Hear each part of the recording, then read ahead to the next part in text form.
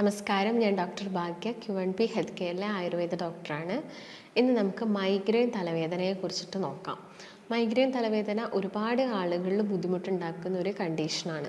ഇതിന് വേണ്ടിയിട്ട് ഒരുപാട് മെഡിസിൻസ് അല്ലെങ്കിൽ പെയിൻ കില്ലറൊക്കെ കഴിക്കുന്ന ആളുകളായിരിക്കാം. ചിലപ്പം ഡെയിലി ഈ തലവേദന വരുന്നുണ്ടാവാം. ചില ആളുകളിൽ വീക്കിലി വൺസ് ആയിട്ട് വരുന്നുണ്ടാവാം. ചില ആളുകളിൽ മാസത്തിൽ ഒരു തവണ. പ്രത്യേകിച്ച് ചിലപ്പം ലേഡീസിനെ നോക്കുകയാണെങ്കിൽ അവർക്ക് പീരീഡ്സ് സമയത്തിലൊക്കെ ഇത് വല്ലാതെ കൂടുന്നതൊക്കെ ആയിട്ട് കാണുന്നുണ്ടാവാം. അപ്പോൾ ഇതിന് വേണ്ടിയിട്ട് പെയിൻ കില്ലേഴ്സൊക്കെ കഴിച്ചിട്ടും നിങ്ങൾക്ക് യാതൊരു മാറ്റവും കിട്ടുന്നില്ല. ചിലപ്പോൾ നിങ്ങൾ CT സ്കാനോ അല്ലെങ്കിൽ MRI സ്കാനോ ഒക്കെ എടുത്ത് നോക്കിയിട്ടുണ്ടാകും. അതിലൊക്കെ നിങ്ങൾക്ക് എല്ലാം പെർഫെക്റ്റാണ്, ഒരു കുഴപ്പമൊന്നുമില്ല. പക്ഷേ നിങ്ങൾക്ക് ഈ തലവേദന ഇടയ്ക്കിടയ്ക്ക് വരുന്നുണ്ട്. അപ്പോൾ എന്തൊക്കെ കാരണങ്ങൾ കൊണ്ടാണ് ഈ തലവേദന വരുന്നത്, ഇത് നമുക്ക് എങ്ങനെ മാനേജ് ചെയ്യാം എന്നത് നമുക്ക് ഈ വീഡിയോയിലൂടെ നോക്കാം. അപ്പോൾ മലയാളത്തിൽ നമ്മളിതിനെ ചെന്നിക്കുത്ത് എന്നാണ് പറയുന്നത്. പലർക്കും പല രീതിയിലാണ് വരുന്നത്. ഒരുപാട് വർഷങ്ങളായിട്ട് ഈ തലവേദന അനുഭവിക്കുന്ന ആളുകളും ഉണ്ട്. ഇപ്പോൾ ചെറിയ കുട്ടികളുടെ കേസ് നോക്കുകയാണെങ്കിലും ഇപ്പോൾ നമ്മൾ ഈ തലവേദന കണ്ടുവരുന്നുണ്ട്. അതുമൂലം അവർക്ക് പഠിക്കാനൊക്കെ നല്ല ബുദ്ധിമുട്ടും കാര്യങ്ങളൊക്കെ പറയാറുണ്ട്. അപ്പോൾ ചിലപ്പോൾ ഇത് 4 മണിക്കൂർ മുതൽ 3 ദിവസത്തോളം നീണ്ടു നിൽക്കുന്ന തലവേദനയായിരിക്കാം. ഒരാൾക്ക് ചിലപ്പോൾ ഒന്ന് റെസ്റ്റ് എടുത്തു കഴിഞ്ഞാൽ അല്ലെങ്കിൽ നന്നായിട്ടൊന്ന് ഉറങ്ങിക്കഴിഞ്ഞാലൊക്കെ ഈ തലവേദന മാറും. അല്ലെങ്കിൽ ഒന്ന് ഛർദ്ദിച്ച് കഴിഞ്ഞാൽ ഒക്കെ ഈ തലവേദന കുറഞ്ഞു വരുന്നത് കാണാറുണ്ട്. അപ്പോൾ നിങ്ങൾക്ക് ഓൾറെഡി, അതായത് ഈ തലവേദന വരുന്നതിൻ്റെ മുൻപേ നമുക്കൊരു സിഗ്നൽ കിട്ടും. അതായത് ഓക്കെ, എനിക്ക് തലവേദന വരുന്നുണ്ട്, മൈഗ്രെയിൻ ഹെഡേക്ക് വരുന്നുണ്ട്, അപ്പോൾ ഇന്നൊരു കംപ്ലീറ്റ് ഡേ എൻ്റെത് പോവുകയാണ് എന്നൊക്കെ നമുക്ക് ആദ്യമേ മനസ്സിലാക്കാൻ സാധിക്കും. അതായത് ചിലപ്പം ഒരു വൺ സൈഡായിട്ടായിരിക്കും ഈ തലവേദന വരുന്നുണ്ടാവുക. കണ്ണിന് ചുറ്റും ഒരു വേദന വരാം, അല്ലെങ്കിൽ ഒരു സൈഡിൽ കാഴ്ചയ്ക്ക് ഒരു കുറവ് പോലെ അല്ലെങ്കിൽ മങ്ങുന്ന പോലെ. പിന്നീട് ആ തലവേദന ഈ നെറ്റിയുടെ ഒരു വൺ സൈഡിൽ വന്നിട്ട് പുറകു വശത്തൊക്കെ നല്ല രീതിയിൽ എന്തോ ഒന്ന് തട്ടുന്ന പോലെ, അതായത് വല്ലാത്തൊരു വിങ്ങലാണ് അവർക്ക് ഉണ്ടാവുന്നത്. ഈ വേദനേനെ തന്നെ നമ്മൾ പൾസേറ്റിംഗ് പെയിൻ എന്നൊക്കെ പറയും. ഒരു വിങ്ങുന്ന രീതിയിലുള്ള പെയിൻ എന്നാണ് മൈഗ്രെയിൻ തലവേദനയിൽ നമ്മൾ വിശേഷിപ്പിക്കുന്നത്. അപ്പോൾ എന്ത് കാരണങ്ങൾ കൊണ്ടാണ് മൈഗ്രെയിൻ തലവേദന വരുന്നത്? ഒരുപാട് അസ്വസ്ഥതകൾ അവർക്കുണ്ടാവും. ഈ സമയത്ത് ചിലപ്പം അവർക്ക് സ്ട്രോങ് ആയിട്ടുള്ള ലൈറ്റ് കാണാൻ ബുദ്ധിമുട്ടായിരിക്കും. അല്ലെങ്കിൽ അവർക്ക് എന്തെങ്കിലും ഒരു ഭക്ഷണം കഴിക്കുന്ന സമയത്തും അവിടെയും ഒരു ഫുഡ് കഴിക്കാൻ തോന്നില്ല, അല്ലെങ്കിൽ എന്തെങ്കിലും ഭക്ഷണം കഴിക്കുമ്പോഴത്തേക്ക് എന്നെ ഛർദ്ദിക്കാൻ വരിക, അല്ലെങ്കിൽ ശക്തമായിട്ട് വെയിൽ കൊള്ളുന്ന സമയത്ത്, അല്ലെങ്കിൽ ഒന്ന് യാത്ര ചെയ്യുന്ന സമയത്ത്, കാറ്റടിക്കുന്ന സമയത്ത്, അല്ലെങ്കിൽ ഒന്ന് മുടി ടൈറ്റാക്കി കിട്ടിയാൽ, ഈ കാരണങ്ങളൊക്കെ അവരെ ഒന്ന് ട്രിഗർ ചെയ്യുന്ന കുറച്ച് ഫാക്ടേഴ്സാണ്. ഓൾറെഡി തലവേദന വന്നു, പിന്നെ ഇങ്ങനെയൊക്കെ ചെയ്യുന്നത് മൂലം അത് വല്ലാതെ അങ്ങ് കൂടും. അപ്പോൾ ഇങ്ങനെയൊക്കെയാണ് ആളുകളിൽ നോർമലായിട്ട് കണ്ടുവരുന്ന കുറച്ച് ഫീച്ചേഴ്സ് എന്ന് പറയുന്നത്. അപ്പോൾ ഒരു ഹെഡേക്ക് സൈനസൈറ്റിക് ഹെഡേക്ക് ഞാൻ പറഞ്ഞു, പിന്നെ ഉള്ളതൊന്ന് മൈഗ്രെയിൻ ആണ്, മറ്റൊന്ന് ക്ലസ്റ്റർ ഹെഡേക്ക് ആണ്. ക്ലസ്റ്റർ ഹെഡേക്ക് എന്ന് പറയുന്നത് നമ്മുടെ കണ്ണിന് ചുറ്റും ആ ഒരു പെയിൻ വല്ലാതെ വന്നിട്ട് ഫോർഹെഡിലോട്ട് വരുന്നതാണ് ക്ലസ്റ്റർ ഹെഡേക്ക്. അത് കൂടുതലും കണ്ടിന്യൂസ് ആയിട്ട് ഇരുന്ന് ജോലി ചെയ്യുന്ന ആളുകൾ, അതായത് ഗാഡ്ജറ്റ്സ് യൂസ് ചെയ്യുന്ന, സ്ക്രീൻ ടൈം കൂടുതലായിട്ടും യൂസ് ചെയ്യുന്ന ആളുകളിലൊക്കെയാണ് ഈ ഒരു ക്ലസ്റ്റർ ഹെഡേക്ക് വരുന്നത്. മറ്റൊന്ന് ടെൻഷൻ ഹെഡേക്ക് ആണ്. ടെൻഷൻ ഹെഡേക്ക് എന്ന് പറയുന്നത് നമ്മുടെ നെർവ്സിനും മസിൽസിനും, ഫോർഹെഡിലുള്ള നെർവ്സിനും മസിൽസിനൊക്കെ വരുന്ന ടെൻഷൻ മൂലം വരുന്നതാണ് ടെൻഷൻ. മറ്റൊന്ന് ഗ്യാസ്ട്രിക് ഹെഡേക്ക് ആണ്. നിങ്ങൾ ചിലപ്പോൾ ഒരു നേരത്തെ ഫുഡ് സ്കിപ്പ് ചെയ്ത് പോയാൽ, അല്ലെങ്കിൽ ഗ്യാസിൽ ഏതെങ്കിലും ഒരു ഭക്ഷണം കഴിച്ചാൽ നിങ്ങൾക്ക് ആ ഒരു തലവേദന വരും. പക്ഷേ നിങ്ങൾ അതിനുള്ള എന്തെങ്കിലും ഒരു റെമഡി എടുത്തു കഴിഞ്ഞാൽ, അല്ലെങ്കിൽ നിങ്ങൾ പെട്ടെന്ന് തന്നെ ഫുഡൊക്കെ കഴിച്ചാൽ നിങ്ങൾക്കത് ഓക്കെ ആവും. ഓക്കെ, ആ തലവേദന കംപ്ലീറ്റ് ആയിട്ട് മാറും.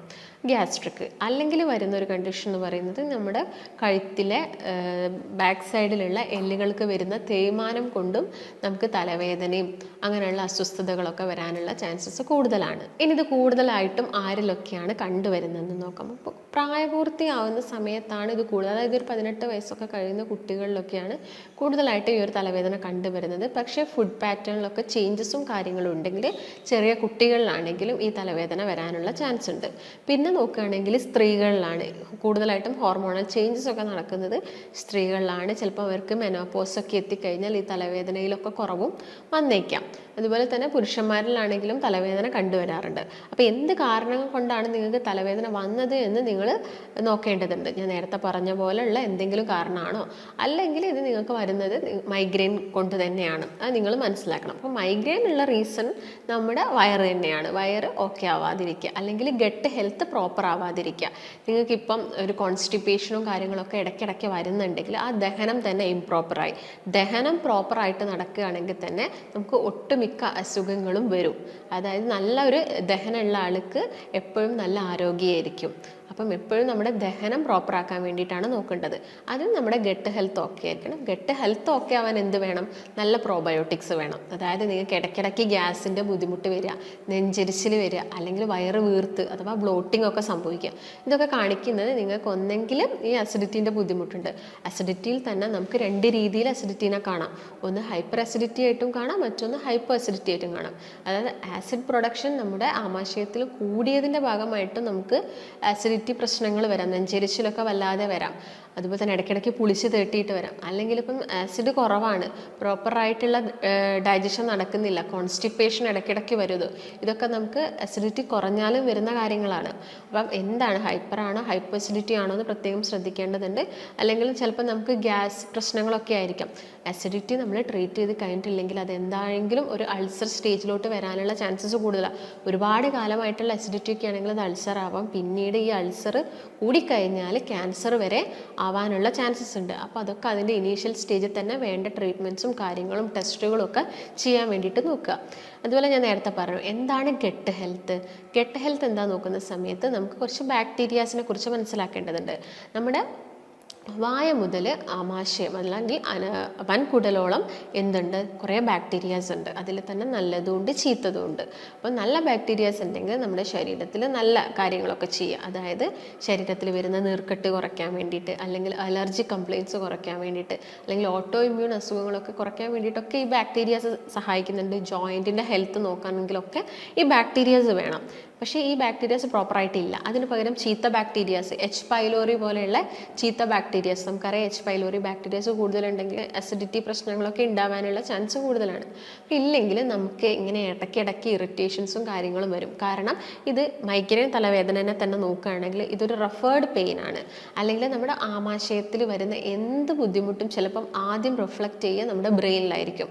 അപ്പം ആ ഒരു പ്രശ്നം വരാം. അപ്പം നമ്മുടെ വയറ് എന്തായിരിക്കണം? എല്ലാ സമയത്തും ഓക്കെ ആയിരിക്കണം. അപ്പം ഇങ്ങനെയുള്ള ആളുകൾ ഭക്ഷണം കഴിക്കുമ്പോൾ ഒരുപാട് കാര്യങ്ങൾ ശ്രദ്ധിക്കണം. ഒന്നാമത് തന്നെ നിങ്ങൾ ഭക്ഷണമൊക്കെ ഇപ്പം നല്ല ഗ്യാസാണ് നിങ്ങൾക്ക് വരുന്നെങ്കിൽ, കീശ്വാസമായിട്ട് അല്ലെങ്കിൽ വായിലൂടെയൊക്കെ ഗ്യാസായിട്ട് പോവുകയാണെങ്കിൽ നിങ്ങൾ മനസ്സിലാക്കണം നിങ്ങൾക്ക് നല്ല ഗ്യാസിൻ്റെ ബുദ്ധിമുട്ടുണ്ട്. അപ്പം എല്ലാ ഭക്ഷണവും ചെറിയൊരു ചൂടോട് കൂടി തന്നെ കഴിക്കാൻ നോക്കുക. വെള്ളമാണെങ്കിലും ചെറിയ ചൂടോട് കൂടി കഴിക്കുക.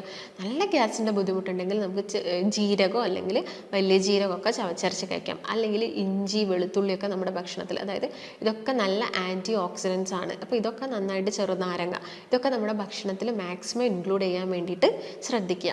അതുപോലെ തന്നെ ഈ കോഫി, അതുപോലെ ചീസ് കൂടുതലായിട്ട് കഴിക്കുന്ന ആളുകൾ, മസാല ഐറ്റംസ്, ഇപ്പം മസാല ഒരുപാടിട്ട് കറി വെച്ച് കഴിക്കുക. ഇപ്പം നിങ്ങൾ ചിക്കനൊക്കെ വെച്ച് കഴിക്കുന്നുണ്ടെങ്കിൽ ഇപ്പം മസാലയൊക്കെയാണ് കൂടുതലുള്ളതെങ്കിലൊക്കെ ഇത് നമ്മുടെ വയറിനൊക്കെ ഇറിറ്റേഷൻ ഉണ്ടാക്കും.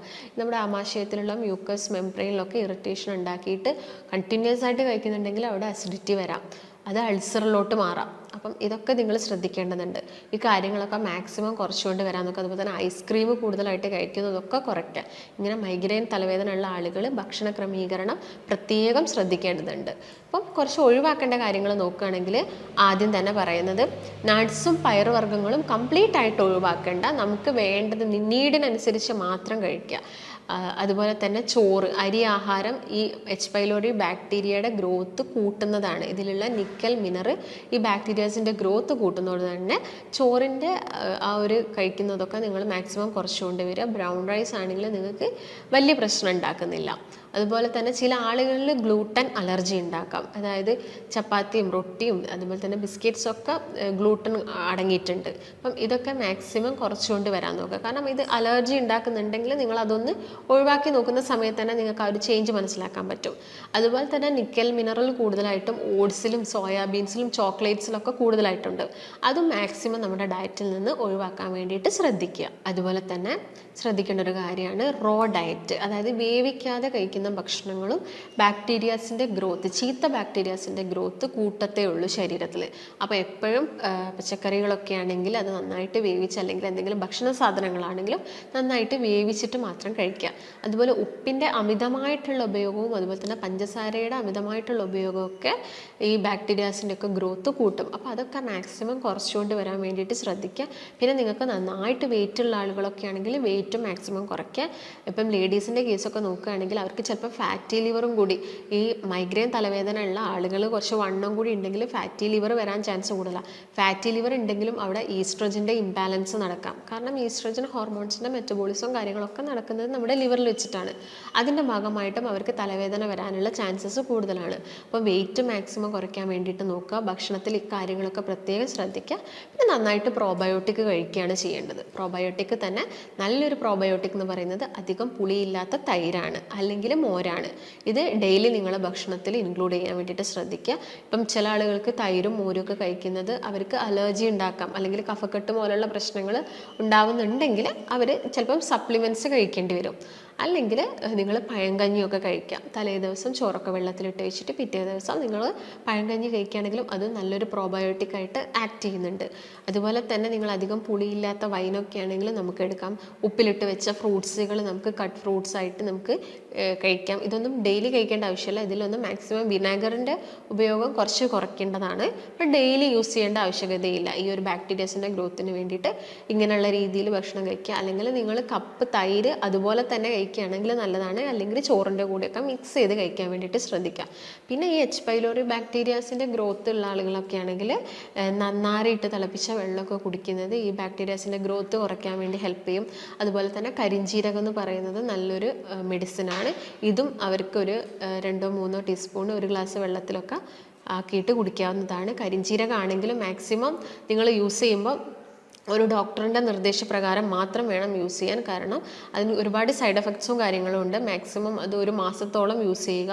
അതുപോലെ നിങ്ങളുടെ എന്തെങ്കിലും ഹെൽത്ത് കണ്ടീഷൻസ് ഒക്കെ നോക്കിയിട്ട് വേണം ഇതെടുക്കാൻ വേണ്ടിയിട്ട്. ഈ കാര്യങ്ങളൊക്കെയാണ് മെയിനായിട്ടും മൈഗ്രെയിൻ ഉള്ള ആളുകൾ ശ്രദ്ധിക്കേണ്ടത്. അപ്പോൾ നിങ്ങൾക്ക് എന്തെങ്കിലും സംശയങ്ങളോ കാര്യങ്ങളോ ഉണ്ടെങ്കിൽ താഴെ കാണുന്ന നമ്പറുമായിട്ട് ബന്ധപ്പെടുക.